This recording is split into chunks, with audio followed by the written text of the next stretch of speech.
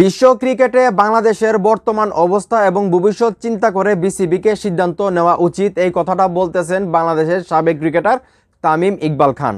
তামিম ইকবাল খানকে আপনারা সবাই চিনেন, উনি খুবই জনপ্রিয় একজন ক্রিকেটার ছিলেন, 5 পাণ্ডবের 1 পাণ্ডব, এবং ওনাকে কিন্তু সবাই পছন্দ করে। তো উনি কিন্তু এখন মুস্তাফিজুর রহমানের ইস্যু নিয়ে কথা বলছেন, বাংলাদেশ এবং ভারতের যে বর্তমান সম্পর্ক বা বিসিবির যে সিদ্ধান্তগুলো সেগুলো নিয়ে কথা বলছেন। তো আমি আপনাদেরকে রিকোয়েস্ট করব এই ভিডিওটা সম্পূর্ণ দেখবেন, এখানে গুরুত্বপূর্ণ আলোচনা হবে এবং অবশ্যই ভিডিওটা এখনই শেয়ার করে দেন। তো তামিম ইকবাল খান আসলে আজকে কথা বলছেন, আমি ভেবেছিলাম হয়তো বা উনি আগেই কথা বলবেন, তো ফাইনালি উনি কথা বলছেন, সেই জন্য ওনাকে ধন্যবাদ। এবং উনি বলছেন যে মুস্তাফিজুর রহমানকে আইপিএল থেকে বাদ দেওয়াটা ঠিক হয় নাই, এটাও উনি বলছেন, তো তার জন্য ওনাকে ধন্যবাদ। এবং উনি ফাইনালি যে কথা, মানে মূল কথা যেটা বলছেন, যে বাংলাদেশের বর্তমান যে ক্রিকেটের অবস্থা বা ভবিষ্যৎ কী হতে পারে সেই সকল বিষয়গুলো চিন্তা করে বিসিবিকে সিদ্ধান্ত নিতে বলছেন এবং নিজেদের মধ্যে একটা আলোচনা করতে বলছেন যে কি করা যায়। কারণ উনি যেটা বুঝাইতে চাইতেছেন যে বাংলাদেশের ক্রিকেটের যে ইনকাম সেটা বিসিবি থেকে, আইসিসি থেকে আসে, এবং আমরা যদি ভারতে খেলতে যাই না যাই তাতে ভারতের তেরকম একটা লস হবে না, লসটা বাংলাদেশেরই হবে, যে তামিম ইকবাল খান বুঝাইতে চাইছেন আর কি। তো উনি কিন্তু এই বিষয়টা নিয়ে কথা বলছেন যে আসলে ভারত বা আইসিসি এরকম একটা লস হবে না, লসটা হবে বাংলাদেশের, এবং বাংলাদেশের ভবিষ্যৎ ক্রিকেট কি হবে টোটালি কিন্তু ডিপেন্ড করতেছে এই বিশ্বকাপের সিদ্ধান্তের উপর। কারণ আমরা জানি বিসিবি কিন্তু এই প্রথম এত কঠিন কঠিন পদক্ষেপ নিতেছে, যেমন আইপিএল এর সম্প্রচার বন্ধ করে দেওয়া হয়েছে, তারপরে টি-20 বিশ্বকাপ খেলতে ভারতে যাওয়া হবে না, শ্রীলঙ্কার মাটিতে খেলতে যাবে, তারপর বাংলাদেশ থেকে আম্পায়ার পাঠানো হবে না টি-20 বিশ্বকাপের জন্য। ইভেন মুস্তাফিজুর রহমানকে আবারও আইপিএলে নেওয়ার জন্য বলা হয়েছিল, তাও বিসিবি না করে দিছে। তো টোটাল যে বিষয়টা এখন বাংলাদেশের সঙ্গে আইসিসি বলি বা ভারত ক্রিকেট বোর্ড বলি বা ভারত বলি, তাদের সঙ্গে কিন্তু আমাদের সম্পর্কটা ঠিকঠাকভাবে চলতেছে না।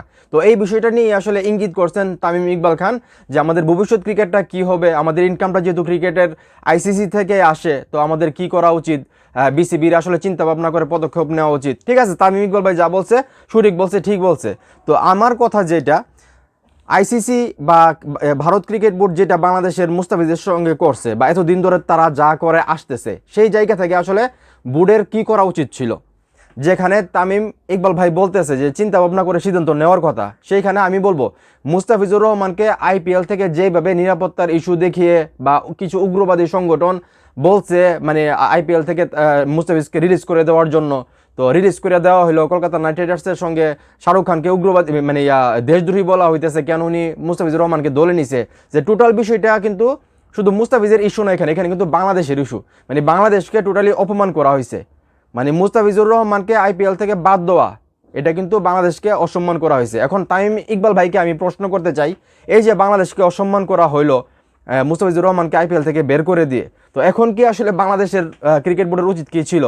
যে ভারতীয় ক্রিকেট বোর্ডকে ফোন দিয়ে বলা যে ভাই আপনারা যা করছেন ভালো করছেন, আপনারা সঠিক সিদ্ধান্ত নিয়েছেন, মানে আপনাদের কথাই শেষ কথা, আপনারা কোনো আজে বাজে কাজ করতে পারেন না, আপনারা সঠিক কাজ করছেন, এটা কি আসলে আমিনুল ইসলাম বুলবুল ভাইয়ের করা উচিত ছিল কিনা, সেটা আমি আপনাদের কাছে প্রশ্ন রাখলাম। বা এখন এই মুহূর্তে যারা আমার ভিডিও দেখতেছেন, বাংলাদেশের কি করা উচিত ছিল? মুস্তাফিজুর রহমান ওনার মতো সহজ সরল মানুষ মানে খুবই কম আছে, আমি যেটা মনে করি।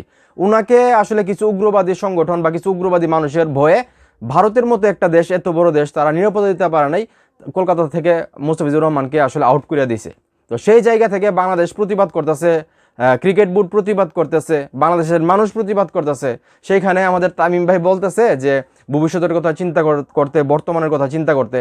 এখন ভাই কেউ যদি আমাকে আসে মারতে বা অপমান করতে, আমার পরিবারের উপর কেউ আঘাত আনে, তখন কি আমি এটা চিন্তা করব যে আমি যে এখন তাকে ফিরাবো, আমি যে তাকে এখন মাইর দিব, সে পরে কী করবে না করবে, আগে তো আমার সেফটি, আমার ফ্যামিলির সেফটি, আমার দেশের সেফটি, আমার খেলোয়াড়ের সেফটি, সেটা আগে দেখতে হবে না? আমাকে প্রতিবাদ করতে হবে না?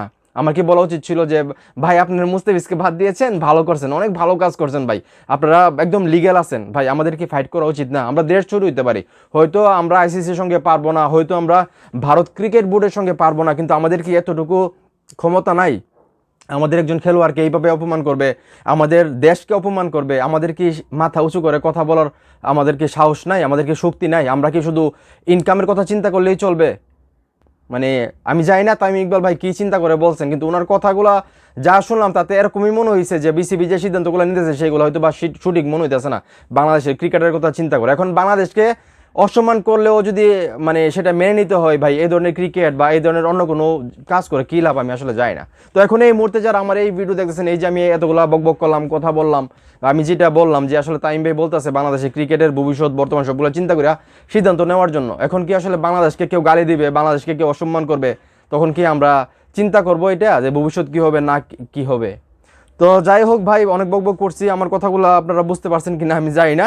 তো আপনারা আসলে বিসিবির যে সিদ্ধান্তগুলো নিতেছে সেটার সঙ্গে একমত, নাকি তামিম ভাই যেটা বলতেছে যে বিসিবিকে আসলে অনেক চিন্তা ভাবনা করা উচিত, বা বর্তমান ক্রিকেট, ভবিষ্যৎ ক্রিকেট, ইনকামের ব্যাপার আছে, অনেক কিছুর ব্যাপার আছে, সেইগুলো চিন্তা ভাবনা করে সিদ্ধান্ত নেওয়া উচিত?